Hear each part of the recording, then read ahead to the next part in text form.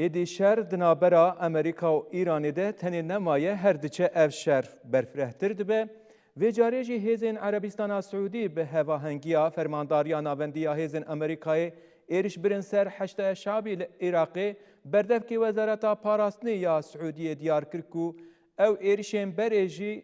ایرشین برید نوا آخا عراقی ده هاتبون کرن لو ما في روا ی سعودی کو آخ سروری او برجوندین خواه بپاریزه دسته حشت شعبی اشکره کرکو دوی ایرشه ده هری کم 20 اندامین وان هاتنه کشتن 32 جی بریندار بونه. شر دناوبرا امریکا و ایرانی ده ایدی برفرهتر دبه. وزارت پاراستنی عربستان سعودی را گهاند کو هیزن وانین چکدار به هواهنگیا فرمانداریا ناوندیا هیزن امریکای سنت کوم ایریشی بارگهن وان کومین چکدار کرنه کو جناو آخا عراقی ایریشی سازیم پترولین سعودی کربون. بردف که فرمی وزارت پاراستنی سعودی لیوارکن ترکی مالکی دا خویانیک داو گود.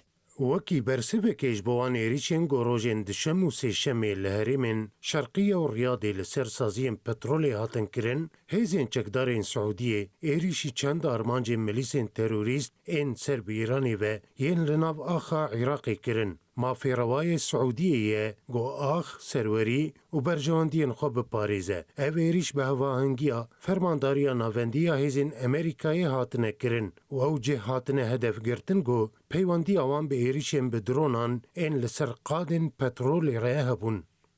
د داخویانی ده دیار کرن کو اف ایریش لگوری ماده پینجو یکی یا پیمانان توین یک بویی طول هلدانه کو مافی خو پاراستنی ده ولاتان. وزارت پاراستنی سعودی را گهاند کو سعودی نلدو گرتر کرنا آلوزی و کریزانه لی او دی بتوندی برسوا هر دست ریجیا لسرخوا بده. سعودی بری را گهاند بکو سیستم پاراستن آسمانی وان گلک درونین کو خواستبون قادم پترولی بکن آرمانج خستنه خواری. حشد الشعبی به داخویانیه که پشت راست کرکو جالی سعودی و امریکایی و ایریشی بارگهن وان هاتیه کرن. دسته حشد شعبی ده داخویانی خود گود ویس به چند بارگهن فرمیین دسته حشد شعبی ین لهرمین جدایین عراقی راستی ایریشک تروریستی یا خاینانه هاتن گوجالی هزین امریکا و سعودیه و هاتن کرن. ده انجام ایریشان ده هری کم 20 اندامین ما شهید بون 32 کس جی بریندارن. هروها زرارک مزنا مادی گشت آواهی مال و ملکین ما.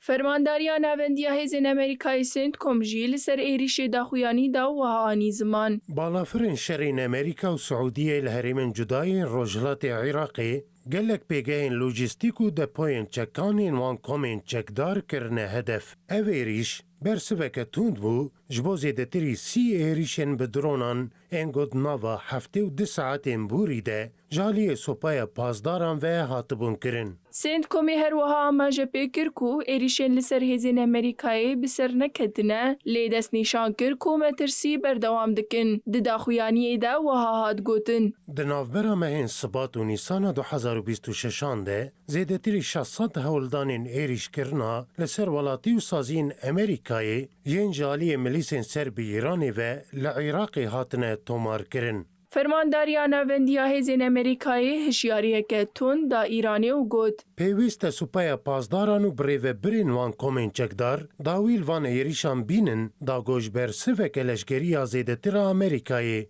دور بکوین.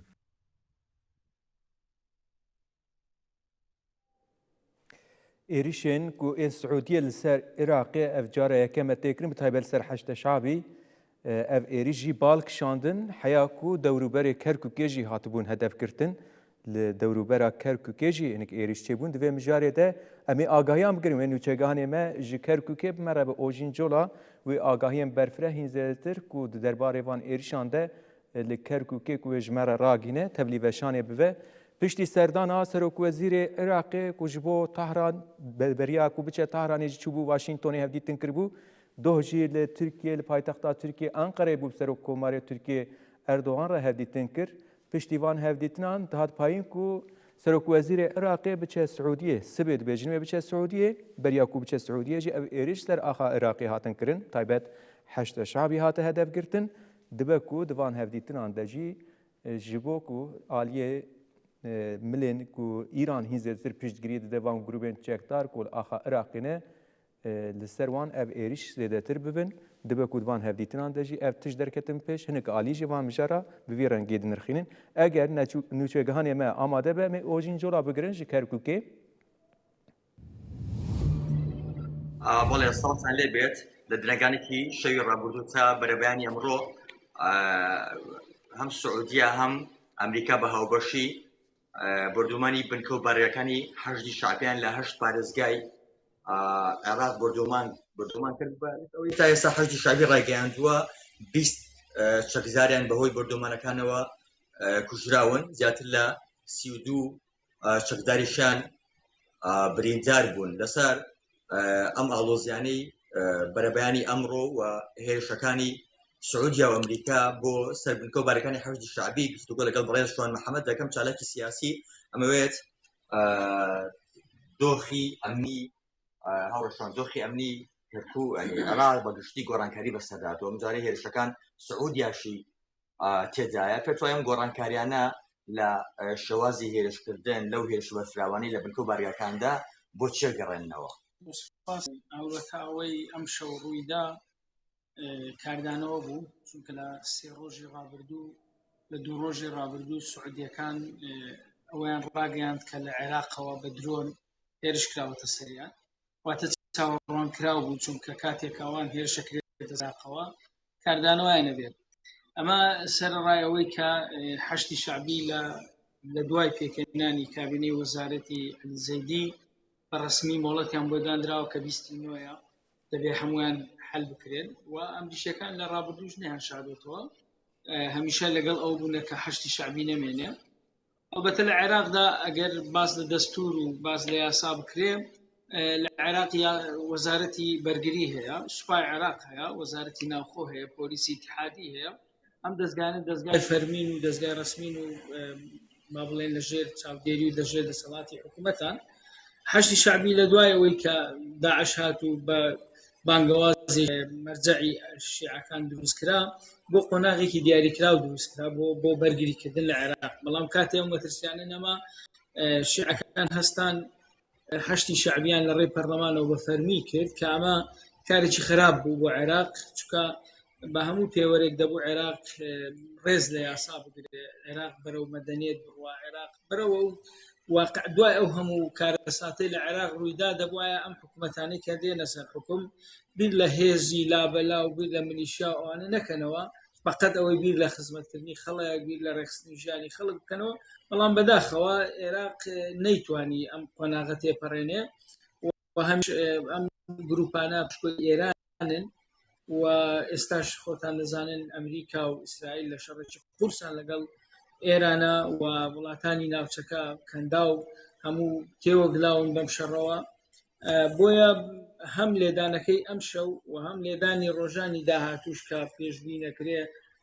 ئەمریکیەکان لە هەشتی شعبی بدەن چاوەڕوان کراوە چونکە لە ڕۆژانی ڕابردوو بینیمان وەزارەتی دەرەوەی سعودیا ئەوەی ڕاگەیان کە لە عێراقەوە بە درۆن هێرش کراوەتە سەر بەعزێ شوێنی نەوتی سعودیا ئەی هەوڕەمە مەسەن ئەو گۆڕانکاریە لەم هێرشە و جیاوازەم هێرشە بەشداریکردنی سعودیایە چیمان پێڵێت ئێستا سعودیە هاتەنەوە جەنگەکە پێشگیری کار بوو ئێستا ئەوش هێرشبەرە لەم جەنگە و بەشدارە وەکو وتم دوای ئەوەی کە لە عێراقەوە هێرش کراوەتە سەر سعودیا ئەمەی سعودیا کاردانەوەیە پێشبینی نەکرێ شەڕەکە گەورەتر بکرێتەوە چونکە بێگومان هەشتی شعبی و گروپەکانی مقاومە لە عێراق ماون و جۆڕایەڵی ئێرانن و لەسەر داوای ئێران لە پێگەکە ئەمریکا ئەدەن لە ناوچەکە کەوا بوو دەبێت چاوەڕوانی ئەوە بین خەڵکی تر وڵاتانی تریش بێنە ناو ئەم شەڕەوە تاکو ئەم شەڕە کۆتایی دێ پێشبینی نەکرێ وڵاتانی تریش بێنە ناو شەڕەکەەوە چونکە بە جۆرێک لە جۆرەکان بەرەی مقاومە تەنها لە عێراق ماوە لە هیچ وڵاتیشکە بەرەی مقاومە نەماوە هەوڕێ ئەو بنکە و بارگانەی هەشتی شعبی کە بردومانەکرێن قەرەباڵغن هێزی ئەمنیتیایە چەکداریتیایە بەس پاسەوانەکانن ئەو ژمارە زۆرە کوژراوە ئەوان پێڵێ کە ژمارەی ئەو کەسانی و چەکدارەکانی نێو بارگەکان ئەوەی هەشتی شعبی بەس پاسەوان نین وایە قەرەباڵغ بوون متمانیان پێیا کردو لە ڕابردووە بەس پاسەوان و 1-2 کەسی لێبوو ئێستا بنکەوبارەکان قەرەباڵغ بوون لە ڕاستیە ڕێژەکە زۆر نییە ئەوانەی کوژراون چونکە لە 8 پارێزگا و لە منتقەی تریش دراوە و زۆربەی بارگەکانی 8 دراوە بەڵام ئێوە دەزانن 8 شعبیش تەکنیکی ئیشی خۆیان گۆڕیوە ئەو بارگایانی کە زۆر گەورن کەمترین خەڵکی تێدایە و ئەوەی کە ڕووەدات بەڕێی من کاردانەوەی ڕووداوەکانە لە داهاتووش بەردەوام زۆر باشە زۆر تاکید لەسەرەوە کردو کە بۆ داهاتوو بەردەوام دەبێت دیسانەوە هەم بارگەکانی 8 شعبی لە تەواوی ئەو پەرزگایانە پێچە ئامانجیا مەترسی بۆ سەر هاوڵاتیانە بێتی سەر خەڵکی کە ترسێت مەترسی هەیە خەڵکێک لە ڕاوچی بۆ دروست بووە ئەوان چۆ بە ئامانجەکەن بەڵێت لە ڕاستیە مەترسی نییە بۆ سەر هاوڵاتی سیڤیل چونکە تەکنیکی شەڕ ئێستا زۆر تەکنەلۆژیایە زۆر زیرەکە و 8 شعبی بەپێی ئەو ماوەیە کە سەرۆڤەزیرانی عێراق بۆی داناون بیستین و دەبێ هەموو گروپە چەکدارەکان چەک ڕادەستکان پێشبینیەوە کرێ لە ڕۆژانی داهاتوو هەم لێدان لە بنکە و بارگەکانی 8 شعبی زیاتر بێ و هەم مەشاکلی سیاسیش لە عێراق دروست بێ بۆ سەرۆڤەزیران بۆ کابینەی ئەنجومەنی وەزیران و بۆ پرۆسەی سیاسی لە عێراق بەگشتیش چونکە عێراق تا ئێستا زۆر کێشەی هەیە و پێشبین ناکرێت سەرۆڤەزیرانی ئێستاش ئەگەرچی پاڵپشتی گەورەی ئەمریکای لە پشتە بەڵام بتوانێت زاڵ بێ بەسەر هەموو کێشەکانە دەستخۆش زۆر سپاس بۆ هاوڕۆژوان سپاس بەشێکی ڕاستەوخۆ لەسەر دۆخی ئەمنی و هێرشەکانی هەردوو وڵاتی سعودیا و ئەمریکا بۆ سەر بنکە و بارەکانی 8 شعبی لەگەڵ مابووی وەک هاوڕۆژن بۆ کرد پێشبینیەکرێ بۆ ڕۆژانی داهاتوو هێرشە ئاسمانیانە بۆ سەر بنکە و بارەکانی 8 شعبی لە چەند پارێزگایەکی عێراق بە تایبەت لە کەتوپ و ناوچەکانی کە زۆرترین جوڵە و جنجۆڵی 8 شعبی بێت لەو ناوچانی کە 8 شعبی هێرشەکانیان بۆ هەندێک وڵاتی عەرەبی دەست پێ کردووە یان ئەم شامەدان بێت بۆی من گفتوگۆ بکەم لەگەڵ شواندا لەسەر دۆخی ئەمنی و هێرشەکانی سعودیا و ئەمریکا بۆ سەر بنکە و بارەکانی 8 شعبی کۆتایی هات